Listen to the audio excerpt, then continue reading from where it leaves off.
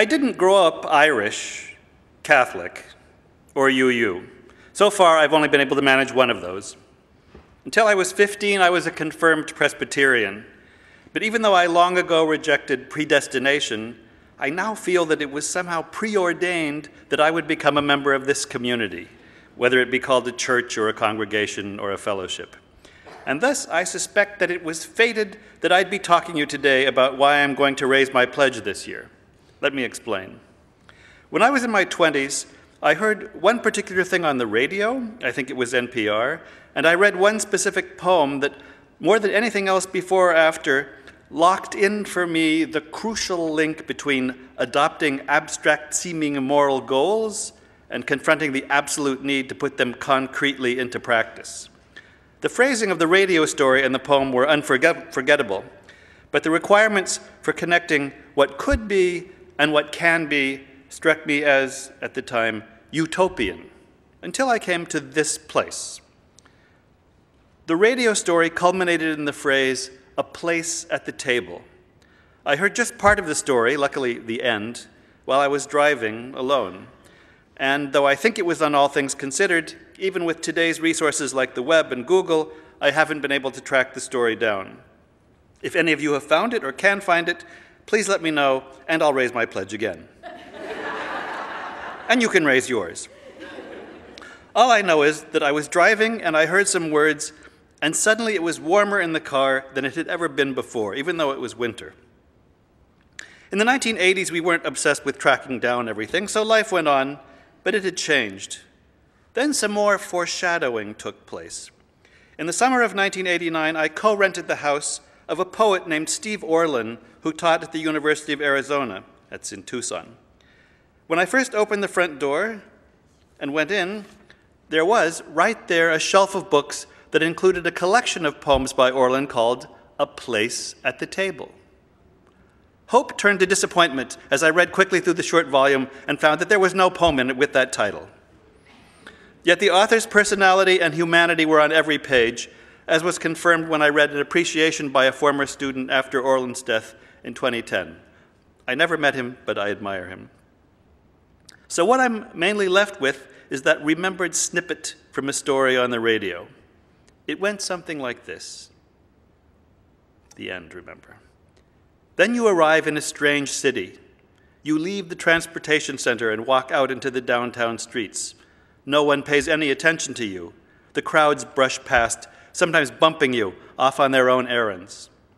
You keep walking, and then you're in a more residential area. After you walk another block, you pass a house with lots of lights shining out, and you can hear relaxed conversation going on inside. Suddenly the door opens and someone walks down the walk toward you and says, "Come on in, join us. There's a place at the table for you." Well, could life be more wonderful than that, I thought. How sad that it can never happen. But now I know better. A place at the table? That's my church. This community here has a place at the table for no longer strangers like me and you and many yet to come. There literally are fellowship dinners and other times of bonding over food. This is a welcoming congregation. The people in fellowship here reach out to the imprisoned and the homeless. Yet this moral wonderfulness, this place at the table, requires a table. And that's where raising my pledge comes in. And you are raising yours. I say raising because it covers both going from zero to something and from something to more. On this subject, the specific poem that I mentioned is much more explicit than the radio story. I read it in a class on modern plays, actually, because its author, Bertolt Brecht, is mainly known as a playwright. He was driven out of Germany by the Nazis in 1933, and this is what he wrote at that time. "I have long searched for the truth about people's life among each other. This life is all tangled up and difficult to comprehend. I worked hard to understand it, and then I told the truth as I had found it. When I had told the truth that was so difficult to find, it turned out to be a common truth, which many could tell, and which not everyone thinks so difficult. Shortly thereafter, people arrived in huge masses with guns they'd been given and shot blindly around them at all those too poor to be able to buy a hat to wear. And all those who had told the truth about them and about those who had hired them, they drove out of the country in the 14th year of our half-republic.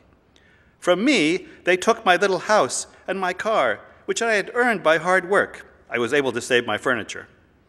When I traveled across the border, I thought to myself, more than my house, I need the truth. But I need my house too. And since then, the truth has been for me like a house and a car, and they took them. Truth like a house and a car? I've never forgotten those words. When, after 9/11, my family started coming to the UU Church of Bloomington, and I saw the combination here of working for social justice and questing for the truth, I was reminded of Brecht's poem. So I thought, that's my church. And I also thought, to support that work and that quest, my family needs to pledge. We didn't feel like it was really an appreciable share, but when we found out that we weren't among the least of these, we raised our pledge, and we find that we keep doing so. Because this community is indeed like a house. It's our humanistic home, our spiritual spread, a liberal religious ranch with a heart bigger than all of Texas. But it's also a building with lots of wonderful wood, and with solar panels soon, and with green spaces, and it's an urgent need for parking spaces. It's the salaries of ministers and staff whose work is so important that they shouldn't be asked to act like volunteers. If Brecht's poem means anything, it is that a commitment to searching for the truth and to working for social justice requires infrastructure. And that means that there's a real need for an increased pledge from me and from you. A place at the table means that you don't have to fit in because you're accepted as you are. Places like that don't grow on trees. But like trees, they have to be nurtured with resources and not just with time and effort. Precisely because this truth-seeking, socially just, supportive community is like a house, I'll be raising my pledge again this year. I ask that you do so too. Raise your pledge. If you haven't pledged before, now is a great time to start. If you already pledge, there's a place for you at the table or in an envelope or online to increase your pledge. Whatever and wherever works for you, there will make a place for you. Thank you.